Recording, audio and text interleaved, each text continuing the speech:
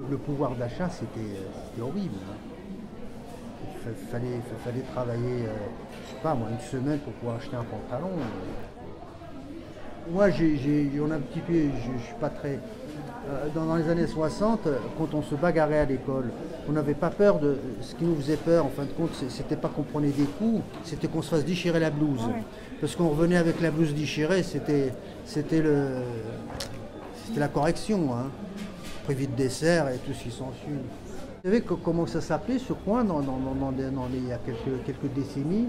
Ça s'appelait la cour des miracles ici. Ben, je vous assure qu'il ne fallait pas s'aventurer à 2 h du matin, hein, ou à passer minuit, hein. C'est des vieux de Saint-Ouen qui me l'ont raconté, alors c'est vous dire. Oui, Enfin, c'est tout un monde qui s'éteint et bon, ben, il faut bien que ça s'éteigne, hein. Il n'y a pas d'éternité. Nous, on n'est pas voués à l'éternité, alors les pierres.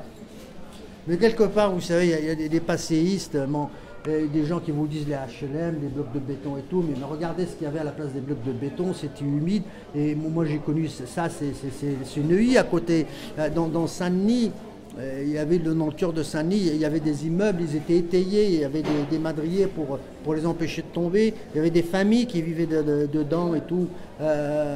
Avant-guerre, il mourait 4000 nouveau-nés à l'année par l'insalubrité. Alors je ne vous parle pas l'eau courante, il fallait aller à la cour. Alors quelque part, les gens qui se plaignent des HLM et des trucs, c'est parce qu'ils n'ont pas connu ça. Et alors le chauffage, je ne vous en parle pas. C'était chauffage individuel au charbon, s'il vous plaît. Un poêle, le CO2, il ne fallait pas avoir un détecteur de CO2. Hein. Il n'y avait pas une année où il n'y avait pas une famille qui asphyxiait. Il y a toujours des accidents avec le chauffage. J'ai connu ça parce que le mauvais habitat, j'ai connu ça dans mes jeunes années. On était combien? On était une famille de 5 dans 2 pièces. La maman, il fallait qu'elle fasse la bouffe. Mais les femmes aussi, c'était des. Moi, j'ai eu une mère. Les générations ont changé. En fin de compte, je crois, ça, j'en suis convaincu, que la personne humaine s'adapte à l'époque où elle vit. Ma mère faisait la lessive, on allait à l'école, on était nickel, propre. Ah oui, oui. Par contre, des roulettes des machins, des cabinets dentaires, je pense que ça. Non, oui, ça doit être ça. Oui, c'est ça, c'est un vieux cabinet dentaire. Mais j'ai eu l'occasion d'en voir un, mais pas une machine de dentiste. Alors là, j'ai suffoqué, j'ai failli être malade, j'ai une certaine sensibilité.